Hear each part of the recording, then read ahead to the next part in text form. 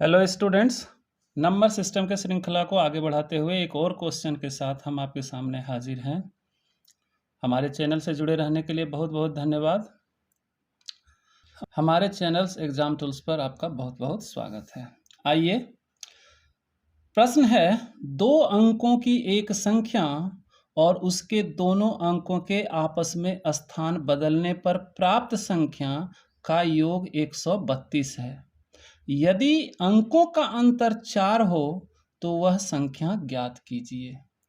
अंकों का अंतर 4 हो, ध्यान दीजिएगा, यहाँ पर दो अंक की एक संख्या है, समझ रहे होंगे। कुछ देर के लिए हम आपसे ये कहना चाहते हैं कि दो अंकों की एक संख्या में हम मान लेते हैं कि एक अंक आपका x है, ठीक है।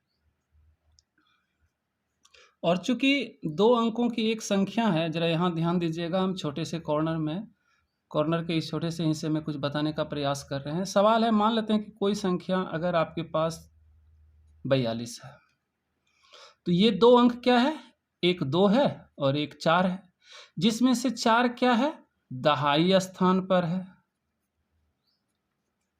जिसको 10th प्लेस बोलते हैं, और 2 क्या है, यूनिट प्लेस पे है, जिसको इकाई स्थान बोलते हैं। इस स्थिति में ये संख्या 42 है, लेकिन अगर इसके पोजीशन को बदल दिया जाए तो ये क्या हो जाएगा, 2 यहाँ चला आएगा और 4 यहाँ चला जाएगा। इसका मतलब है जो पहले दहाई स्थान पर था वो इकाई स्थान पर चला गया, और जो पहले इकाई स्थान पर था वो दहाई स्थान पर चला गया। इसी को कहते हैं अंकों के क्रम पलटने की बात। अंक का क्रम बदल देना, इकाई से दहाई पर ले जाना, दहाई से इकाई पर ले जाना, उससे उसके वैल्यू में अंतर आता है। ध्यान दीजिएगा जरा सा, यहाँ 4 10th प्लेस पे है, 2 यूनिट प्लेस पे है, तो ये क्या है, 42 है। कितना है, 42। जबकि ये यूनिट प्लेस वाला अगर 10th प्लेस पे आ गया तो ये क्या हो गया, 24, क्योंकि यहाँ 10th प्लेस वाला यूनिट प्लेस पे चला गया, तो ये संख्या क्या हो गया, 24। यही है अंकों के पलटने की बात।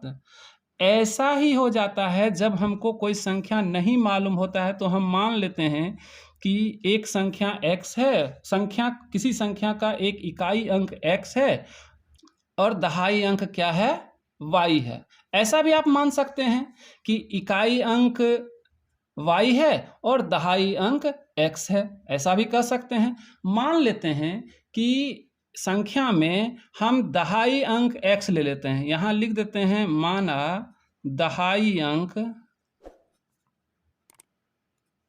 बराबर x और इकाई अंक बराबर y।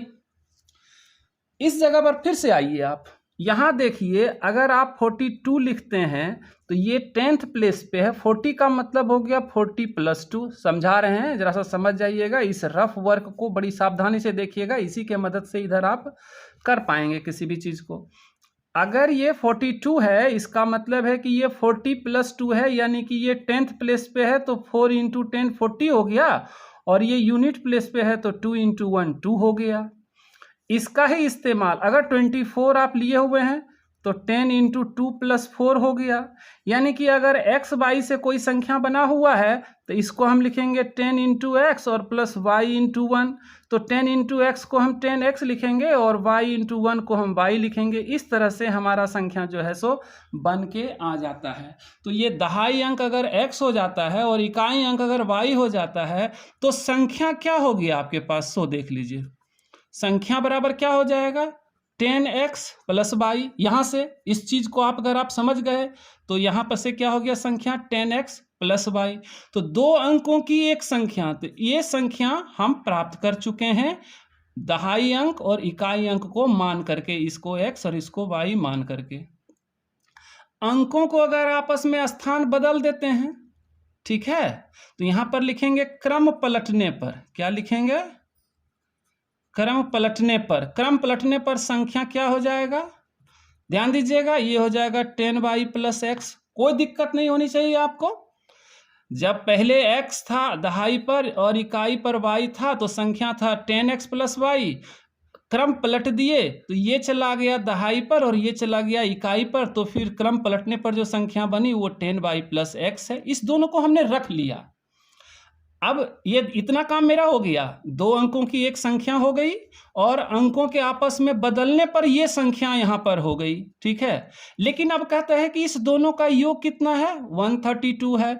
यानी अगर हम 10x + y को अगर 10y+x कर देते हैं तो ये कितना हो जाता है, 132। सावधानी से अगर करेंगे तो 10x यहाँ पर है, एक x यहाँ पर है, तो ये हो गया 11x, और एक y यहाँ पर है और 10y यहाँ पर है, तो ये 11y बराबर कितना हो गया, 132। इसका मतलब है कि 11 को अगर हम कॉमन ले लेते हैं तो ये क्या हो जाता है, 132। इसका मतलब है x + y बराबर क्या हो जाएगा, 132 को 11 से भागा दे देते हैं तो ये 12 हो जाता है। कितना हो जाता है, 12। इसको हम रख लिए, इसको हम रख लिए। यदि अंकों का अंतर 4 हो, यदि अंकों का अंतर 4 हो, ठीक है, तो अब हम यहां पर क्या कर देते हैं, x - y बराबर 4। तो 2 समीकरण आपके पास आया ना, एक आया x + y बराबर 12 और दूसरा आया x - y बराबर 4। चलिए x + y बराबर 12 हम यहां पर कर देते हैं। जब हम इसको कर देते हैं तो ये समीकरण 1 हो गया, ये समीकरण 2 हो गया, ऐसे रख दीजिए, है ना। अगर इसी को 2 रखते हैं, इसी को 1 रखते हैं, इसको 1 2 जैसे कर लें, आपको कोई फर्क नहीं पड़ता है, बात बराबर हो जाएगा। तो इस स्थिति में हम क्या जानते हैं, अगर आप इसको बना रहे होते हैं तो आपको पता होगा कि इसके सॉल्यूशन में हमें क्या करना पड़ता है। हमें देखना पड़ता है कि जिस दोनों समीकरण को एक साथ हम लाए हैं उसमें किसी का साइन अपोजिट के साथ साथ उसका वैल्यू बराबर है या नहीं। तो यहाँ पर देखिए, यहाँ भी y है, यहाँ भी y है और प्लस माइनस है, तो यहाँ पर क्या लिखेंगे, जोड़ने पर। क्या लिखेंगे, जोड़ने पर। जोड़ने पर यानी कि एडिशन करने के बाद ये चीज आ जाता है, ठीक है ना। तो एडिशन जब करते हैं तो क्या हो जाता है, ये कट जाता है, तो ये कितना हो जाता है, 2x, और ये कितना हो जाता है, 12 4 16, 12 4 16। इसका मतलब है कि x बराबर कितना हो जाता है, 16/2 8। एक संख्या 8 हो गया, एक संख्या 8 हो गया। और यहाँ पर आप देख लीजिए, किसी भी समीकरण में अगर आप उसका वैल्यू रख देते हैं तो आपको दूसरी संख्या आ जाती है। जैसे x - y बराबर, यहाँ पर आइए, अगर x - y बराबर 4 है, ठीक है, तो x के जगह पर आपको 8 आया, तो 8 - y इक्वल टू कितना हो गया, 4। 8 - y इक्वल टू क्या हो गया, 4।